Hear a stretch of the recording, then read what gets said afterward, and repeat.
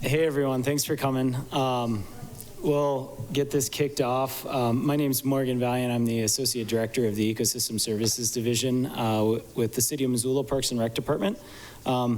Within that division, we have our Natural Areas Management and our Urban Forestry program, and it's really about managing all the great ecosystem services that improve the quality of life for Missoulians. Our urban forest is a huge component of that. It really does buffer our hardened landscapes within our densest urban areas. And as you know, we had a precedent-setting weather event that has really disrupted a lot of trees within our urban forest. And as basically right now we're in a disaster that through both the state and FEMA to work on cleanup efforts. To give you a little bit of introduction of who's here today, and then I'll just turn it over. I think the intent of today is to really just provide that opportunity for some Q&A to help get more information out about the challenges that we were facing and the progress that we were making. I've been working kind of at a higher level with our Office of Emergency Management on coordination across the valley. Doing direct, a lot of that has involved collecting information and data about the scope and scale of tree loss and hazards within our public spaces and right-of-ways. A lot of that data collection effort, which is really going to dictate where we send resources to address issues, how we prioritize our work, and where we spend our money. That data collection effort has been largely headed up by Marie Anderson, our urban forest specialist. Ducharme. Oh, Ducharme. I'm so sorry. Ducharme, it's up here. Yes. So Marie really has a lot of the information on the scope and scale of what we've been seeing. She's been working block by block, alley by alley, to collect information and data. That data, Ben Carson, I got your last name right? Yeah. Okay. So Ben Carson, our urban forestry program manager, is really using a lot of that data to direct crews to do cleanup efforts. A lot of his time and our arborist crews' time recently has been still very much in triage mode. Every day we've still got stuff coming down every time the wind blows, and so it's trying to address issues that are happening day to day, and then also make headway on this bigger cleanup effort. And so Ben has been working in the trenches very much on getting the work done with our in-house crew, coordinating our crews that were here from Helena, and then working on getting contracts together to bring in other contracted arborists to help address the big elephant in the room, which is the scale of hangers and down trees and damaged trees in our urban canopy. So with that, just kind of open it up and be happy to answer any questions you have or provide more information, whatever works best for you. Can you give a rough estimate of like the, I'm David Erickson with the Missoulian, by the way. Can you give a rough estimate of like the cubic yards of debris that were gathered and how many trees were damaged or destroyed? Yeah, so our conservative estimate so far is 75 to 100,000 cubic yards of down material that we've collected so far through the different sites, which I think we had 6 open at one point. We are down to just 2 sites that are open. And to give a visual of how much debris that really is, that would fill Washington Grizzly Stadium to the last row of seating.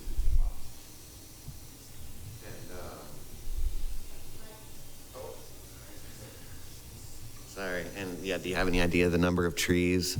And then my next question is, you know, the urban heat effect of the loss of all that tree cover, like what kind of effect are we talking about next summer when it's super hot? Yeah, absolutely. So for your first question, we've identified 457 tree removals so far. We've currently assessed about 11% of our canopy. So that number is going to go up.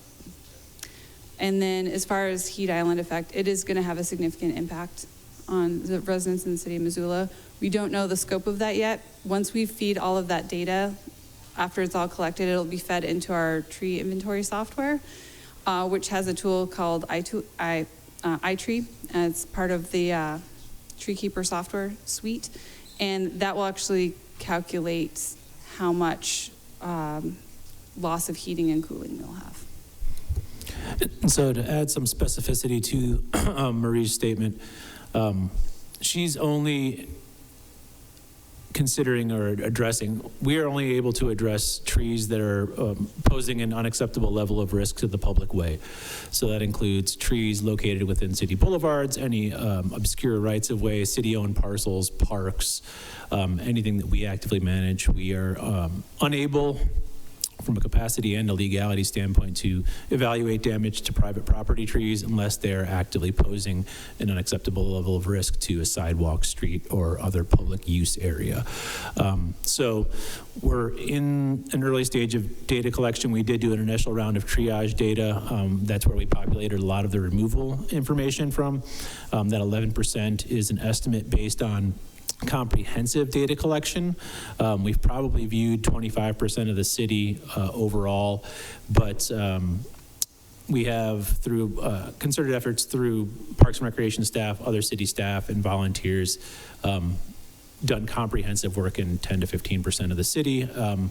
We're seeing aerial hazard numbers, so active hangers in trees, jump through the roof as we have more volunteers and staff out explicitly looking for those aerial hazards. And then our initial triage, we were looking for obstructed roadways, obstructed sidewalks. We were really looking to clear up transportation routes so that individuals can get to emergency services and such. And now, it's 4.5, I guess 5 weeks later, we're really getting into the nuts and bolts of looking at every single tree from a 360-degree view, observing any broken or hanging branches that are above an inch in diameter that could potentially cause damage in the future. And this will help us generate contracts that we can then farm out to outside individuals, whether they be local companies or regional or national, to try and address these potential hazards as expeditiously as possible. So it's a very laborious process. I think we were at somewhere in the 900 to 1,000 aerial hazard range, and we did approximately 20 blocks of inventory in the last week, and we've jumped to over 1,500 locations that we have documented so far. So if we were to extrapolate that data, we were looking at 3,500 to 5,000 aerial hazards citywide, in city rights-of-way, parks, et cetera, et cetera. So these are somewhat anecdotal and observational estimates, as the tree density is different throughout town. Age, species, et cetera, does play a considerable role in scope and scale of failure within each individual tree. So it varies considerably from neighborhood to neighborhood, and we're just doing what we can to project those numbers as accurately as possible right now. Yeah, and Ben touched on one thing too that we need to share, is that as we move through different neighborhoods, the right-of-ways in the areas that we manage change pretty drastically. And so as we get farther south into town, even though we saw a lot of tree failures, a lot of those were private trees. So we can only clear things back to that private property line. So when we start sharing a lot of those maps, there's going to be a lot of points that aren't in those areas, even though there was a lot of documented damage. So that's one caveat that we like to make very, very clear. I'm Austin Amistoy, Montana Public Radio. I just want to go back to a number that you guys mentioned earlier, the 400 number. Was that removals of trees that were still standing, or does that also count downed trees? And if not, could you clarify your guys' estimate for the number of downed trees throughout the Missoula area? Yeah, absolutely. So that 457 are trees that are identified that need to be removed. Still standing. And, some of those include partial failures. So those partial failures will be within the crown. We have had other points that have been resolved since then. We've had 146 trees that crews throughout the city have removed already. Yeah. I would say that, you know, we won't really know the full extent of tree loss until we're months from now. It's been, although we've been recording it and keeping track, I mean, we've not had a chance to really count the number of trees that came down in that initial event. We're really focused now on just alleviating and getting those hazards out of our public spaces. And to elaborate on that briefly, I think that we will know extensively more when we have additional crews locally. Much of the damage is not going to be inherently visible from the ground as the canopies of the trees are in full leaf.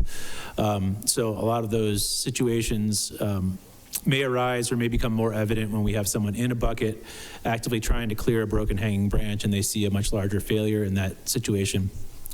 One of us would be called out to evaluate the tree and talk about the plan going forward from there with the contractor. So I assume that those numbers will go up considerably once work is really fully underway.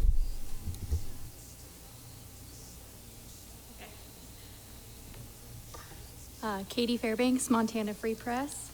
I was just hoping you could talk a little bit more about, I know you're kind of in the triage phase, like you said, but what long-term recovery will look like in terms of reforestation, you know, replacing some trees, what the kind of grand timeline for that is, and what possible funding could be. As I understood from the emergency management that some of that stuff might not be covered by the federal funding.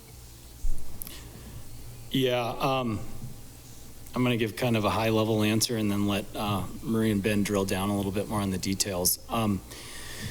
You know, we are data collection and risk mitigation and cleanup efforts are happening concurrently right now. And so we've definitely got our hands full trying to both address those risks and hazards and then also document them so that we know the plan for the next week and the month after that. We very much will be cleaning up and dealing with tree issues from this event for, I would say, easily a year to 18 months. And so we are still at the very beginning of this. We have, I'd like to say that we're kind of moving out of triage mode and we are definitely starting to do a little bit more long-range planning.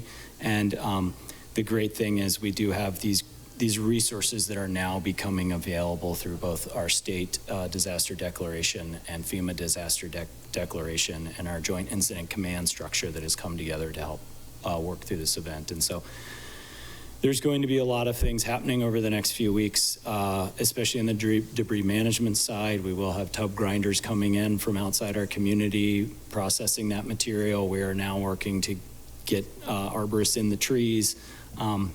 And so we've got a long road, and we're really focused within this next half year on dealing with that risk mitigation, but I'll let you guys talk a bit more about what that entails and then where we go from here as far as planting, because obviously our urban forest is incredibly important. We want to make sure that these losses aren't something that are going to affect us 50 years from now. Thanks, Morgan. So talking about the risk management portion of it, that is going to be something that does change as we move forward. Ben alluded to the fact that we are going to see a lot more hazards that we can't see right now. As far as the long-range planning for that, we are going to be categorizing all of those in a, priority map, essentially.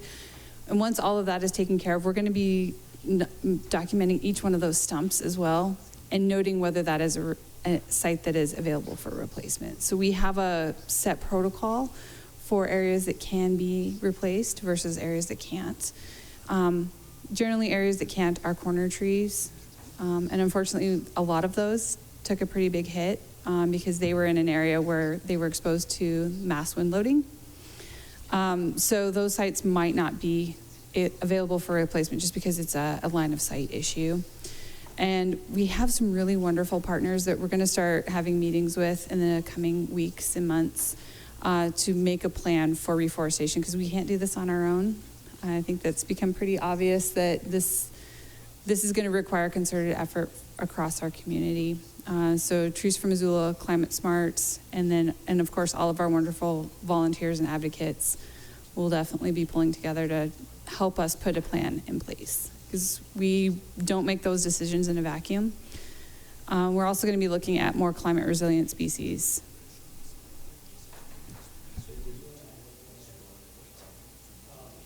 Just to give you an idea of scope and scale, the Urban Forestry Program is one of our smaller programs within our Parks Department.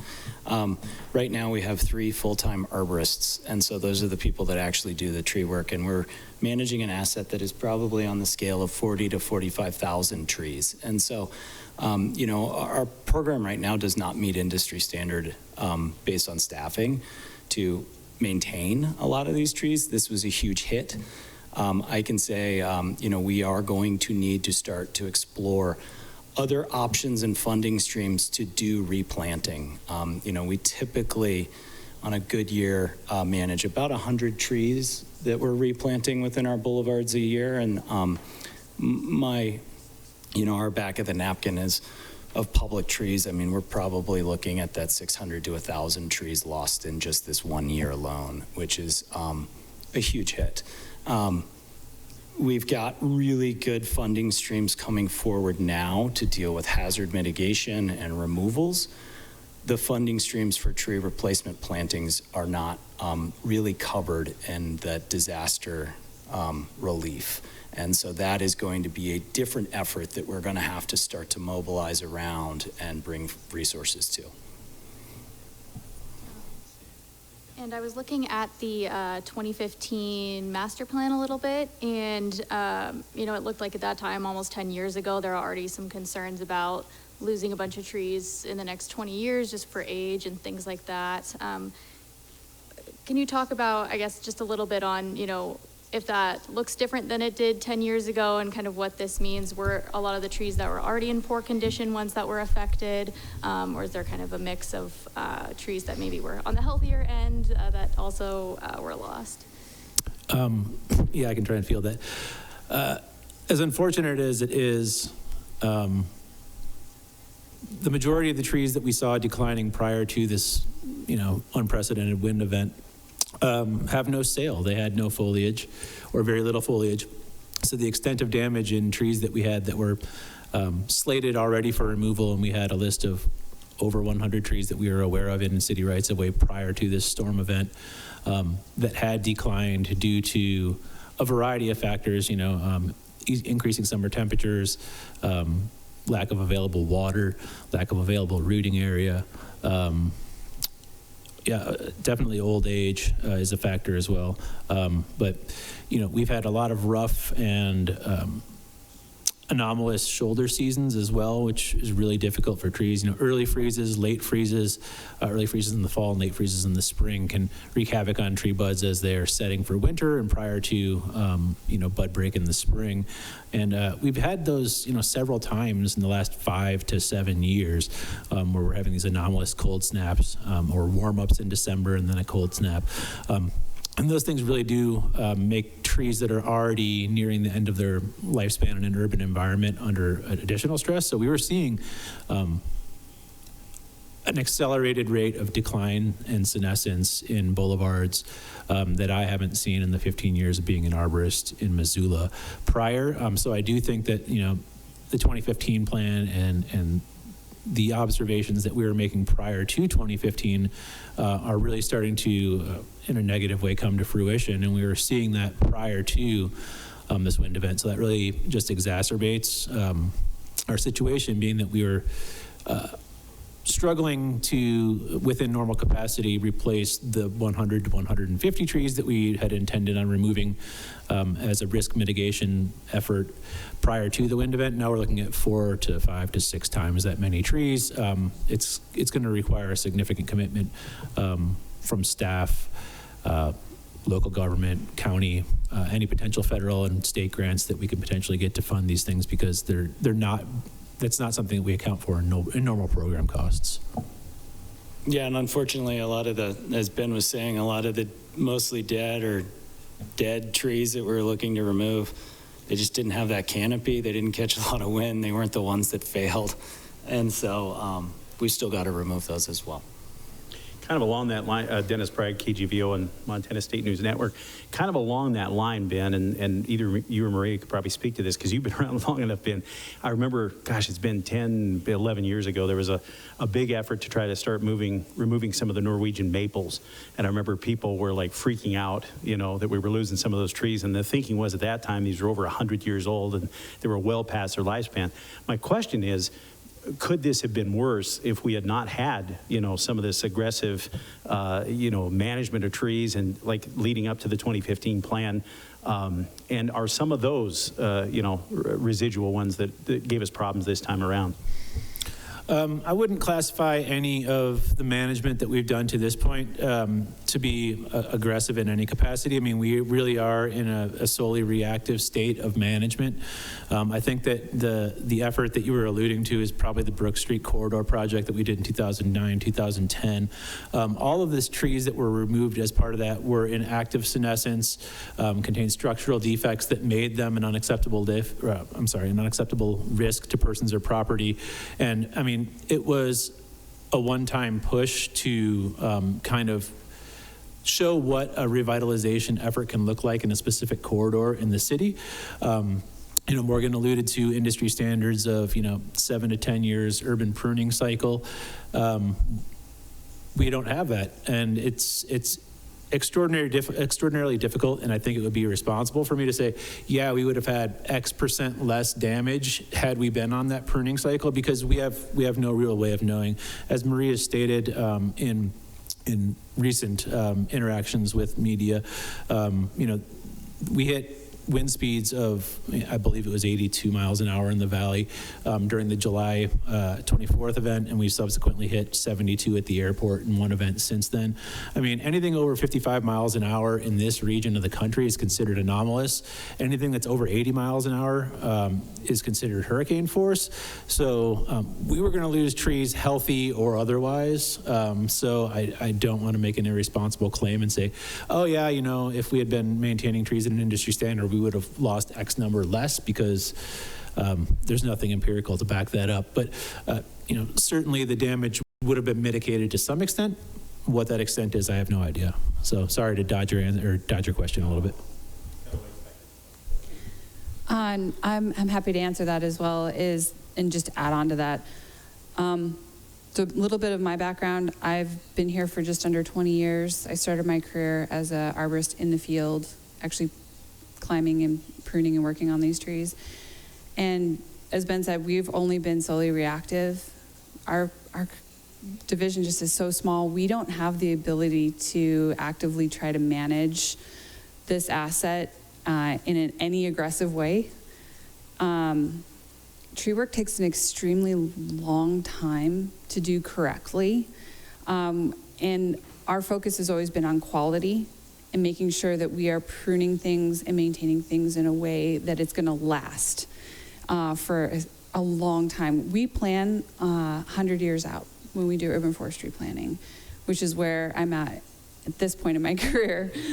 And so looking back on those decisions, I don't see anywhere we could have said, oh, if we'd have gone this direction, we would have altered the course of this wind event. I will add,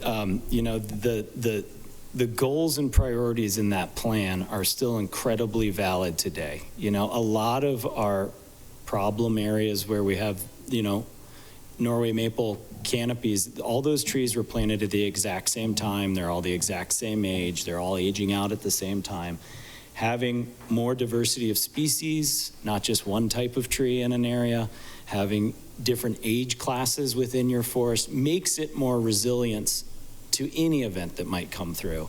And that is a big goal that we have within the city that is going to help us buffer our urban forests and our quality of life in future generations. And so the goals and priorities are there. They're valid. We are going to continue to work on them, but it's a long-term game. And just one little follow-up on that. the educational piece, and I know that started even before the 2015 plan, to try to reach out to folks. And I know we're talking right-of-way trees, but what kind of education and outreach might be a part of going forward in these next months to help people understand, hey, identify, call in if they have a problem, or just what can they do to assist? Thank you. Yeah, I think I'm going to jump on the cliche of see something, say something. We have online reporting forms that are really easy, really quick, that comes straight to Ben and myself. We are still actively inspecting everything that comes in as a request. And there's definitely chances to volunteer and be engaged and help, identify hangers. There's going to be volunteer planting events coming up in the next few years. There's definitely going to be ways to reach out. I would definitely point people towards Trees for Missoula. They are our wonderful partner program through Climate Smart Missoula, and they are going to be hosting a lot of volunteer events coming up. I don't want to speak for them solely since we don't have a representative from them here, but I would encourage people to reach out. I'd like to add to that just a little bit. Marie mentioned the online reporting. We are also taking an exceptionally high volume of phone calls. I would ask that residents, concerned citizens, whomever is reporting these absolutely valid risk concerns, be patient with us. I mean, we've talked about program size and capacity a fair amount. All of the admin staff who's been doing a great job for us within park operations. This has been their sole job for a month as well. They are already a large contribution to our program, kind of an unspoken hero in that being that we wouldn't be able to do what we attempt to do without them. But trust that they are doing their jobs well. Once you have reported something, we know it's there, it will be looked at, and it will be addressed. As soon as we can get someone there, we are prioritizing based on level of presented risk to persons or property. So there are a lot of prospective issues that may seem unacceptable to the layperson, but please have some trust in the fact that we are doing our best to prioritize what is most dangerous or presenting the highest level of risk to the public, and we will get to every reported location at some point. No timeline I have no idea on, because everything moves slowly, more slowly than we would like and more slowly than we would expect, but we're trying to do things right the first time so that we don't spend years and years chasing our tails on this. So thank you. The last thing, and you've heard me say this, it's a broken record thing, but now that the debris piles are gone, everything looks pretty good, but still encouraging folks to look up before you go under. We are still having every windstorm, a tree fall down and block road right of ways, limbs fall out of trees. We had a tree on a house recently. This event is not over. There are still hazards out there. We are bringing resources to mitigate them, but folks really don't get complacent. And as leaves start to go away and shoulder season winds start to come in, I know we're going to continue to have debris coming out of these trees for some time to come. Sorry, I just had a quick one. I was wondering, where has the debris gone now that it's not in piles on the street anymore? So we've been working with Public Works and the Street Department. They've made a concerted effort to start hauling some of the debris out of rights of way that in-house staff and folks from Helena and volunteers have helped, and Team Rubicon. We've had kind of an interesting hodgepodge of people out helping us get that debris into the parking lanes, into the boulevards, and the street department has been hauling it. As Marie previously mentioned, originally we had 6 drop locations. We are currently down to 2 active, but if anyone wants to kind of get an idea of the extent of the damage, you can head down to the Larchmont Triangle, which is just west of the golf course, east of the golf course, or south of the Fort Missoula shop. There's a massive pile there, the north side pit up off of, Rogers Street, Shakespeare and Rogers. There's a massive pile there, 36th Street parking lot on at Fort Missoula, which is the far western parking lot. These are all immense debris piles. I mean, they're far larger. Garden City compost, I mean, we're talking about I would encourage everyone who's interested. I took my family by there this weekend on the way back through town, and it's awe-inspiring. Like it's really kind of sad to visualize all that loss of canopy, and it's gonna be a multi-decade long process to try and restore what we've lost in 4 weeks. So. Yeah, that's where all of it's gone. It's still sitting there. I mean, if you want to get some an opportunity to take a look, we're going to have tub or horizontal grinders in probably as soon as next week, and so it's going to start disappearing. Yeah, I mean, it's your prerogative, but it's interesting to me. Yeah, and just to add to that, because there will be communications coming out on this rather soon. But when these contractors come in with horizontal tub grinders, we are going to need to start to institute safety zones around those work areas. And so, just encouraging, the public has been so good about helping get this debris to these locations, to please pay attention to signs and closures. These areas are being closed for a reason, because we need to make sure that folks are safe. And so these are huge pieces of equipment coming in to chip this stuff and get it out of here. Yeah, tub grinders are extremely dangerous.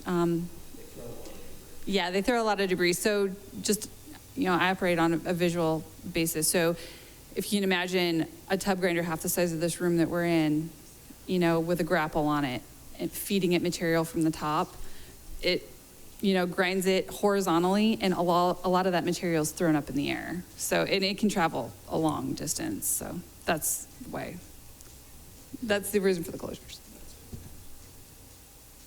You say what the total monetary impact is, if you have an estimate, and then the estimate of the total number of trees that you estimate were in the city before the storm? Well, our inventory, we had 35,000 trees in our inventory. We anticipate that number is a little bit higher, because not every tree has been inventoried. As far as overall costs, we don't have a way of calculating that yet until we've visited every tree and documented the damage, because some trees have minor damage and others are blown apart. Yeah, and those numbers will be coming out. I mean, that's a really critical thing for us to track as we get money from FEMA and the state. And so, we are documenting not just the tree damage and the cost to mitigate the hazards, but we definitely for the last 4 weeks had to shift a lot of people to doing work that they wouldn't normally do, and so we definitely lost productivity in other city departments. We had to close down some of our businesses within Parks and Rec, our pools, and reroute people, and so there was lost revenue there, and so the full cost to city coffers is a number that we will be, that is evolving, and we will have later this year. And part of that number too, I want to add, is it's not just city impacts. I mean, it's going to be county, the University of Montana, DNRC, all of the entities. It's the whole community. So the number is going to include all of that. Yeah, Jacob Owens, NBC Montana. A few questions. First, we had I'm kind of confused. There's like the 11% number, and then there's the 25%. What's the distinction? I can field that. So I mentioned previously, when we initially went out, we did a triage response, looking for obstructed roadways, sidewalks, et cetera. We did have individuals from park operations canvass every neighborhood of the city. And they were documenting overt risks to persons or property, but inherently we're going to cover quite a bit of the city geography in doing so, and it's just not as comprehensive. So our estimate is that we've looked at 25% of the trees citywide or more, but that's not at the level of specificity that's required for us to generate accurate FEMA contracts.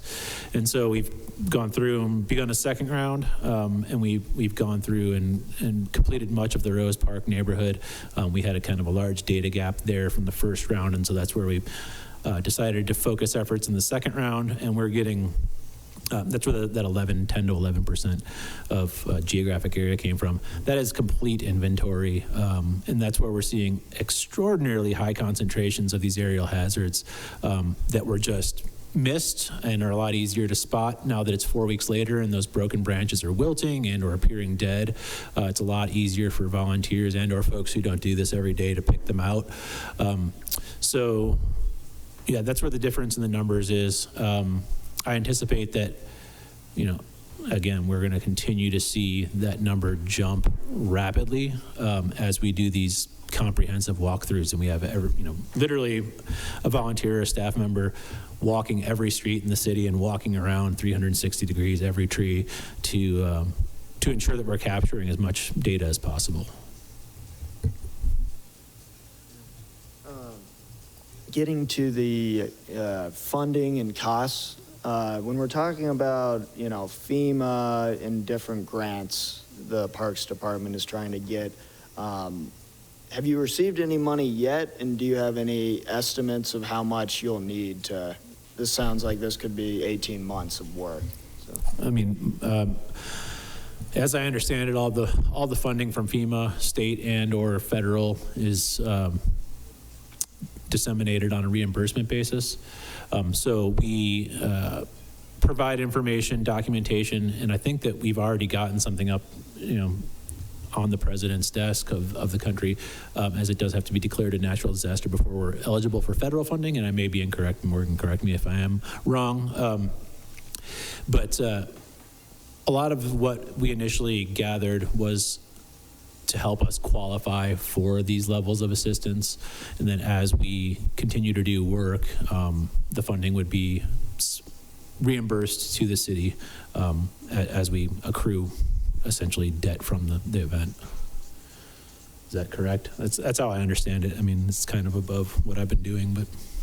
And in regards to, grants, I mean, there are things that are covered under and it's a long list, I won't get into it, but there's certain things like, removing those hazard trees, taking those hangers out of trees, those are covered and would be reimbursed.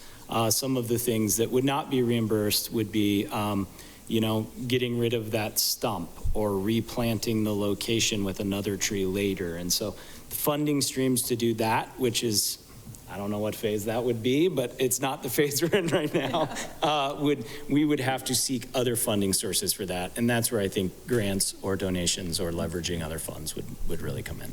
Yeah, and that's where we're meeting with, like I said, a lot of our partners in the coming weeks who have inroads with those grants and those programs, and starts, to put those plans together. Last question. Talked about the 3 full-time staff members within urban forestry. Are you expecting more people to come in from outside groups? And if so, where would they be from? Any idea like how many people would come in? I mean, our current mapping that we're doing, and this has all happened this week, so it's relatively new. We've broken the city into 6 geographic zones. We've completed inventory in one of those 6 zones. In-house staff, 3 people is one crew. When Marie and or other qualified staff observe something that is imminent failure, we've been immediately allocating those staff to handle those situations. We did have an initial effort of help from the city of Helena. They sent over 2 arborists and a bucket truck, and they helped us with that initial push to pull trees off of personal property, cars, houses, etc., as well as open transportation so that we can get people back to as normal of a life as we can in the current situation. Missoula and Western Montana, from an arboricultural standpoint, is a pretty small market. We do have a number of local arborist companies that we'll certainly be soliciting bids from, but as you can imagine, those individuals have been getting extraordinarily high rates of private tree issue calls, so their availability may be somewhat reduced in the current situation. So we are seeking regional vendors as well. I mean, obviously we would like to be as fiscally responsible as possible in the response effort. So, we're reaching out to larger communities that are in relatively close proximity, and looking at the certified arborists and companies that they have that are appropriately bonded and insured, and potentially having some of those folks come from out of town to assist in the effort, because the folks available locally are going to have a hard time with the level of damage that we have, I think. I just wanted to clarify, are you still looking for volunteers to help? Yes, absolutely. And then to get into like one quick specific, were there any more tree species that were more damaged or affected than others, and why? Yeah. So typically when we see normal wind events, we do see failure profiles for species such as blue spruce. We definitely did have a lot of spruce failures because they have a large sail and a very thick canopy, but this wind event was so significant that everything failed. Everything had the potential for failure, I should say. There wasn't anything as far as species specificity. It was more where those trees were located in relation to mass dampening for the wind. So trees that were in open areas, like near an intersection, those were impacted at a higher level than trees farther down the block. Trees that had large buildings, like downtown, wasn't hit as hard because there's a lot of large buildings that protected them from the wind. And I mean, obviously, the level of damage we experience per species is based on stocking density. So, I mean, if we were to say, oh, we have more damage in Norway maples, it's because we have, 22 point some odd % Norway maples in our inventory. So clearly we're going to see quite a few failures in Norways. I would agree with Marie's assessment that I didn't see anything abnormal to where we're going to be eliminating a specific tree from prospective future use because of a higher failure rate in a situation where we're experiencing winds as we did. I would expect that, given the right conditions, any species of tree in any size can fail. No, we are not planting blue spruce in any capacity. One final question, Marie, and I'll ask you because we've talked about this, but when you look back at this, I mean, it's been a month basically, how heartbreaking has this been to you as an arborist to go around and see all of this destruction and all this damage, and then think about, like you said, that 100-year window to, get trees to grow? I mean, what personally has it meant to you and professionally? Devastating. Honestly, dang it, you guys are all going to make me cry. It's really hard. When you're an arborist, you develop a special bond as soon as you start climbing trees. You share that airspace. And to see trees that, my first tree I ever climbed, it's gone.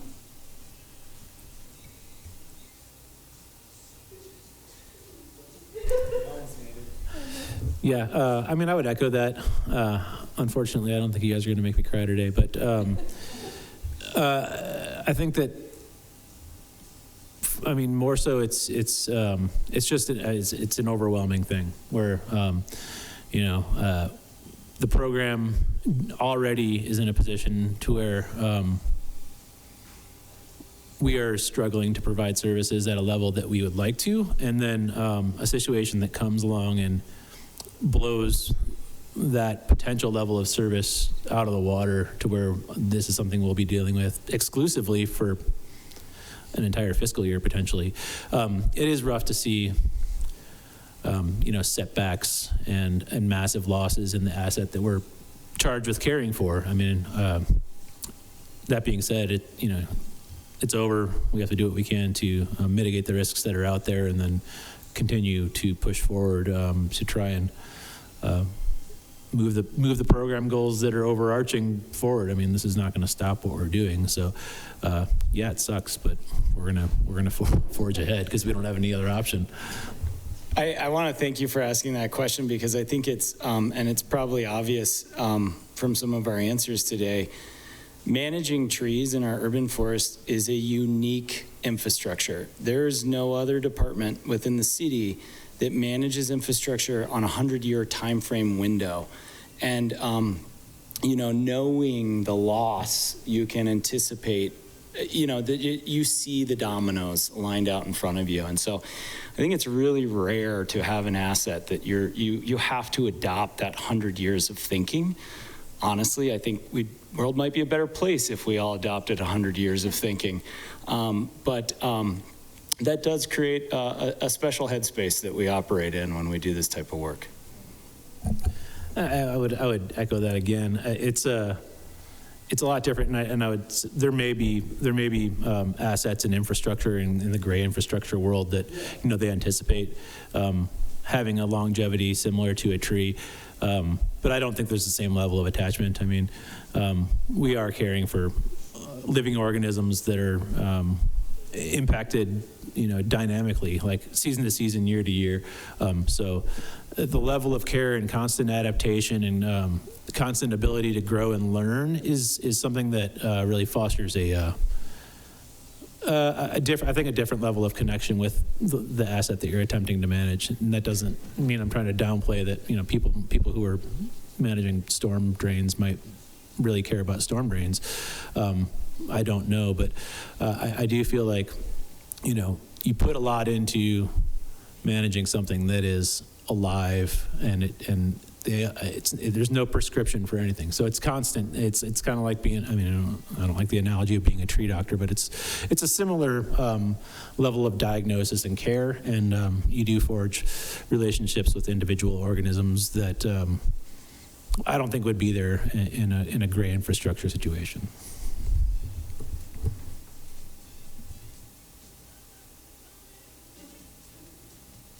Oh, yeah, that's what I was gonna say. I think the difference between what we manage and what some other divisions manage is we're not just planting trees, we're growing them. Everything that we do as far as urban forestry management goes to growing our asset, that we manage for community benefit, and it's oftentimes seen as kind of more of the softer infrastructure because it's, oh, it's just a tree. I've heard that a lot in my career, but those trees make a huge impact on a sense of place.